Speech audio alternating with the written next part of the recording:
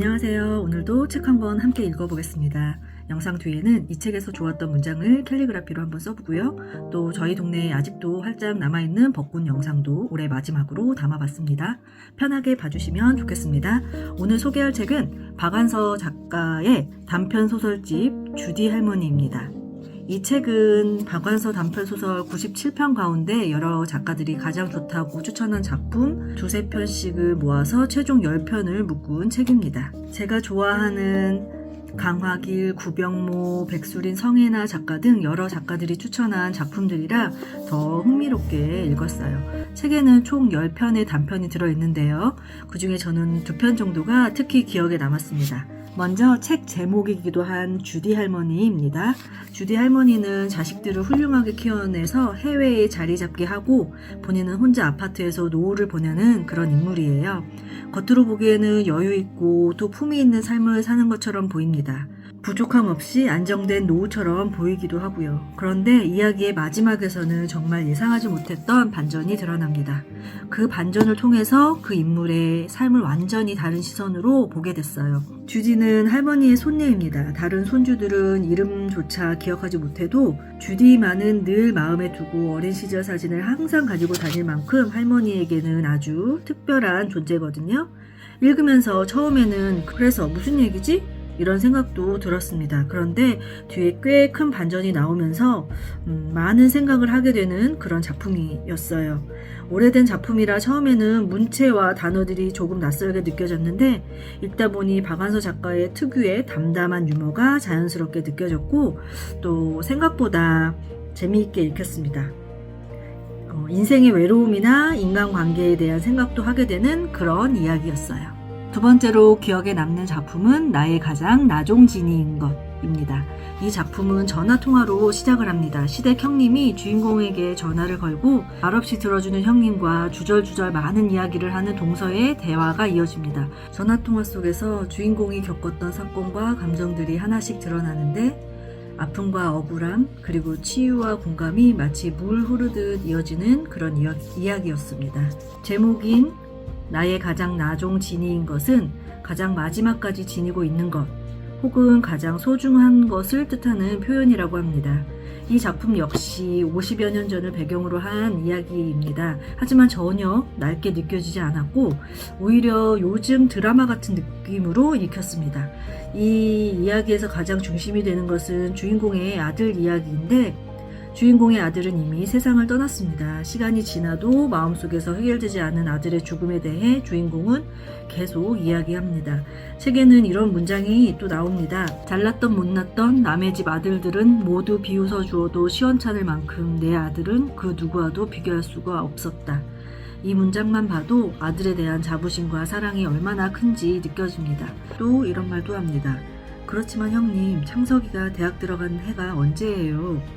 바로 80년 아니에요. 80년에 대학 들어간 애가 세상이야 어찌 돌아가든 알 바 아니라는 듯이 공부만 팠다는 건 제가 보기엔 인간성이 의심스러워요. 주인공은 자신의 아들이 세상 돌아가는 꼴을 그냥 두고 볼 수 없는 훌륭한 사람이었다고 말합니다. 그러면서 한편으로는 아들의 죽음이 반드시 의미 있는 것이어야만 견딜 수 있다는 마음도 느껴졌습니다. 주인공은 대화 중간에 또 이렇게 말합니다. 그놈의 새 파이프가 눈이 멀어도 분수가 있지. 앞장선 열렬한 투사들 다 제쳐놓고 하필 우리 창환이었을까? 이 글을 비춰보면 주인공의 아들은 열렬한 운동권이 아니라 어쩌면 단순 가담자였는지도 모르겠습니다. 그럼에도 불구하고 아들의 죽음이 숭고한 것이어야만 그 슬픔을 견딜 수 있는 모성의 마음이 느껴졌습니다. 주인공은 그 이후로 주변 사람들에게서도 점점 소외됩니다. 다른 집 아들들의 좋은 소식이 있을 때에도 사람들은 주인공에게 미안해서 말을 꺼내지 못합니다. 가장 친한 친구의 아들 결혼식에도 초대를 받지 못합니다. 주인공이 상처받을까봐 사람들이 배려라는 이름으로 그를 멀리하게 된 것입니다. 그러던 어느 날 가장 친한 친구의 권유로 사고로 반식물인간이 되어서 누워있는 아들을 간병하는 동창의 집을 방문하게 됩니다. 나이에 비해 많이 늙어 보이는 동창, 힘든 살림, 그리고 누워있는 친구의 아들. 같이 가자고 한 친구는 그 동창의 더 힘든 상황을 보여주면서 위로하려고 했을지도 모르겠습니다. 동창은 누워있는 아들을 보며 투덜거리듯 이렇게 말합니다. 아이고 이 외숙덩어리는 무겁기도 하다. 주는 대로 먹고 잘 삭히고 잘 싸니 무거울 수밖에. 내가 이 왼수덩어리 때문에 제명에 못 죽지. 네가 내 앞에서 먼저 죽어야지. 내가 널 두고 죽어봐라. 네 신세가 뭐가 되니? 그러면서 병든 아들을 이리저리 주무르는데 그 말라빠진 노파에게서 어디서 그런 힘이 났는지 마치 공깃돌을 가지고 노는 것처럼 아들을 돌보는 모습을 주인공이 보는 순간 오히려 견딜 수 없는 질투를 느꼈다고 합니다. 그리고 결국 울음을 터뜨리고 맙니다.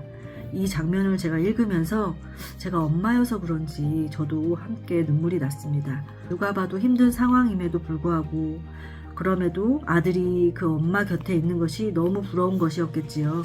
그 뒤로 주인공은 동서에게 말합니다. 그 친구를 보고 있자니 지금까지 자신이 믿고 있었던 것들이 어쩌면 위선의 포장지였을지도 모른다고요.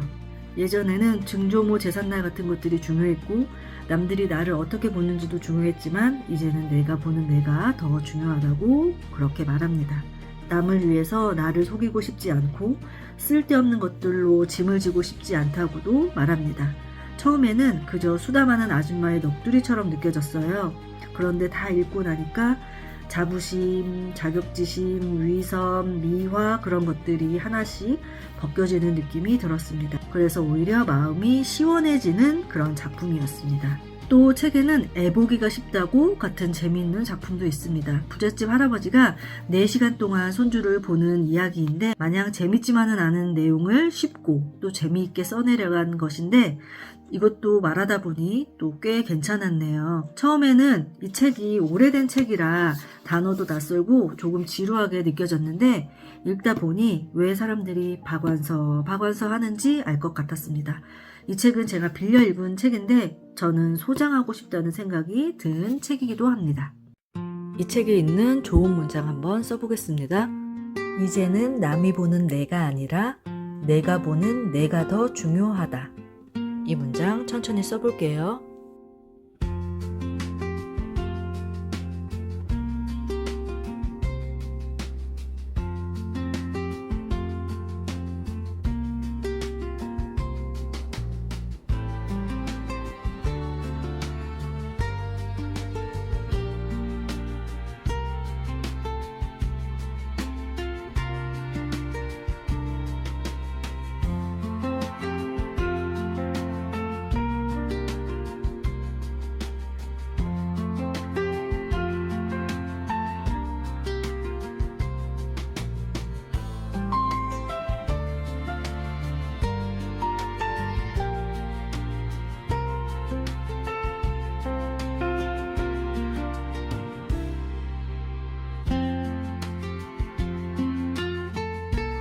올해 마지막 벚꽃 영상 담아봤습니다.